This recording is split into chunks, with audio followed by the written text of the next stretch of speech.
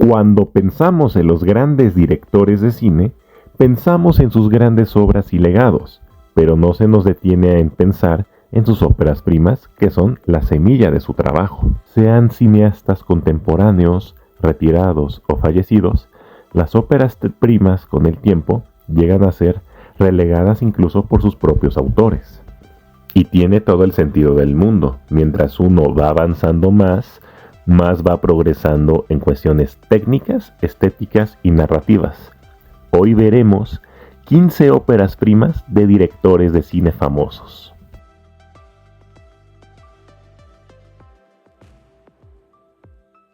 Alfred Hitchcock, el maestro del suspenso que destacó en los géneros del crimen, el thriller y el policial, aparte del suspenso claro, le tocó primero la etapa del cine mudo.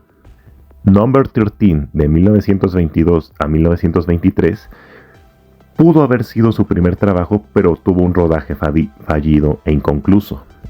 Pero muchos de los elementos que preparó para Number 13 se vio en sus trabajos posteriores del cine mudo, tanto El Jardín de la Alegría y The Lodger en 1927.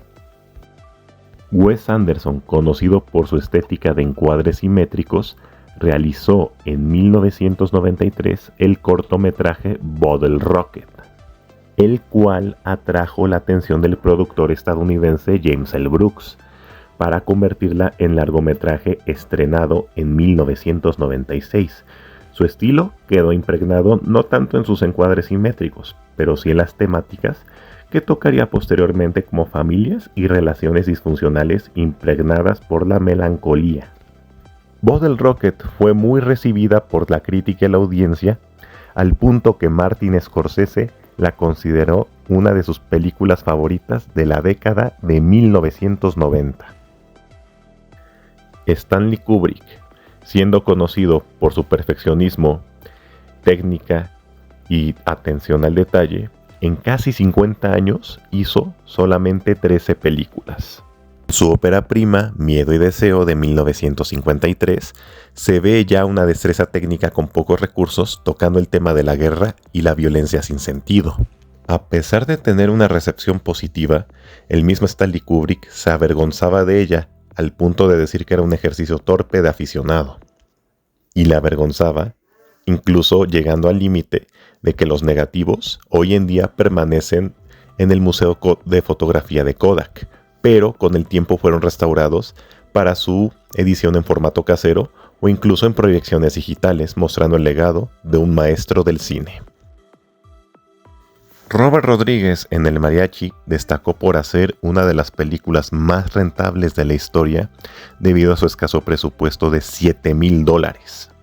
El Mariachi originalmente fue pensada para el mercado del video doméstico en México, pero su éxito masivo consagró a Robert Rodríguez, el cual no solamente se encargó de hacer de hombre orquesta, dirigiendo, produciendo, escribiendo y editando, sino que parte de los $7,000 del presupuesto los consiguió mientras era conejillo de indias en una farmacéutica, y cuando estaba internado aprovechaba para seguir trabajando en el guión del Mariachi.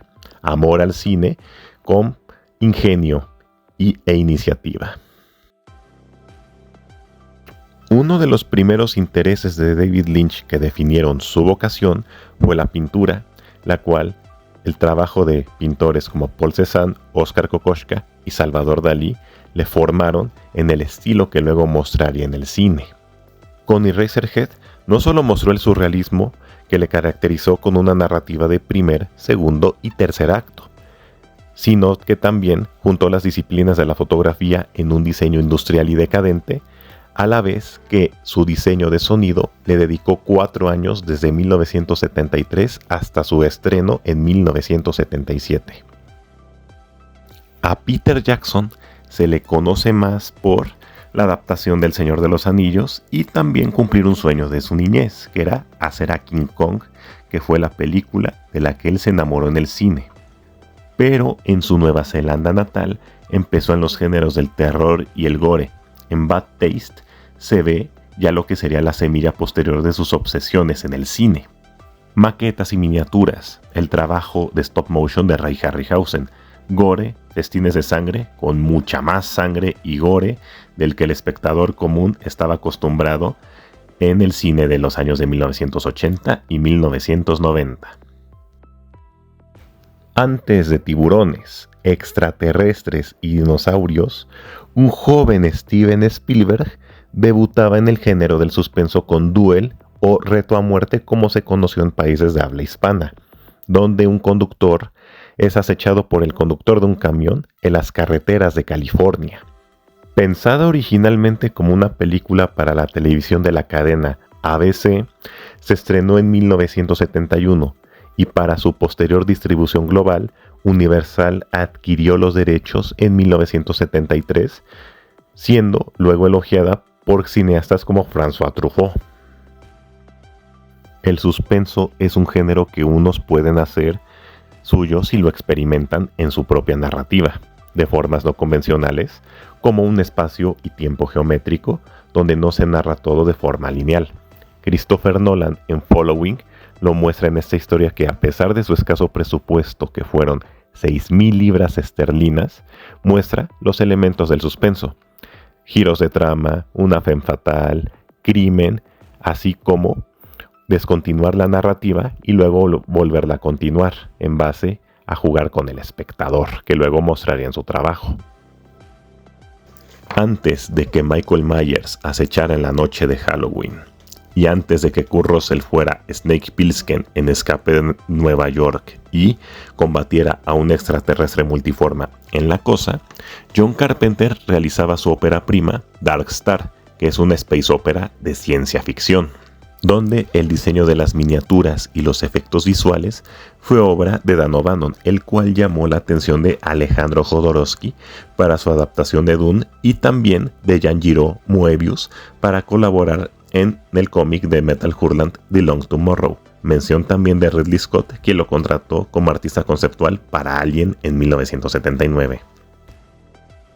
Si algo destacó a Roger Corman, aparte de su trabajo en el cine de serie B, fue su trabajo como productor, donde le dio sus primeras oportunidades a grandes cineastas como James Cameron, Martin Scorsese, George A. Romero, entre otros. Para el debut de Francis Ford Coppola, Dementia 13, el suspenso es lo que logra la atención en el espectador, homenajeando y referenciando a Alfred Hitchcock, aunque el mismo Francis Ford Coppola llegó a reconocer que no le llegaba a la altura a Hitchcock. El cine mexicano en los años de 1990 resurgió en el llamado Nuevo Cine Mexicano. Cineastas como Carlos Carrera, Alfonso Arau y Carlos Volado, como Luis Estrada, fueron los más destacados empezando esos años. Guillermo del Toro, un joven cineasta que recién había hecho su empresa Necropia S.A. de maquillaje y efectos especiales, siendo que en México no se contaba con una infraestructura similar, debutó en su ópera prima Cronos de 1993, demostrando algo muy importante: la imaginación no conoce tierra ni fronteras. Y incluso para el presupuesto que tuvo, que fue $1.5 millones, fue la película más cara hecha en México hasta ese momento, desbancando a Como agua para chocolate de Alfonso Arau. Martin Scorsese es un autor en toda la palabra que valora el cine como el arte que es. Puede ser desde entender su valor cultural e histórico y preservarlo para futuro, como lo hace con su asociación sin fines de lucro, The Film Foundation. En Quién llama a mi puerta, su ópera prima, muestra las influencias que tendría a futuro el neorrealismo italiano y la Nouvelle Vague francesa. Asimismo, Quién llama a mi puerta, de 1967, sería su primera colaboración con el actor Harvey Keitel, con quien volvería a trabajar en Calles Peligrosas y en Taxi Driver. Antes de entrar al género que tanto le gusta de la ciencia ficción, Denis Villeneuve nos dio en 32 de agosto en la Tierra una historia de una odisea íntima, mostrando algo que sería una cualidad y virtud suya en su posterior trabajo: desarrollar a sus personajes, sean buenos o malos, mostrándonos sus cualidades, virtudes, deseos, así como vulnerabilidades, defectos y debilidades. Como ya dijimos con Christopher Nolan, la narrativa no lineal se ve además del cine en la literatura como Pedro Páramo, escrita por Juan Rulfo. Quentin Tarantino lo utilizó en Perros de Reserva, su ópera prima, donde el atraco a una joyería se narra de forma geométrica para que el espectador, poco a poco, mediante va avanzando la trama, deduzca cómo está pasando la situación y llegue a la conclusión final de su clímax. Jim Jarmusch se parece mucho a Quentin Tarantino en cuestión de que sus guiones y películas, el diálogo es lo que destaca más, pero en el caso de Jim Jarmusch, su diálogo se va más en una cuestión intelectual y de lo que se conoce como humor seco.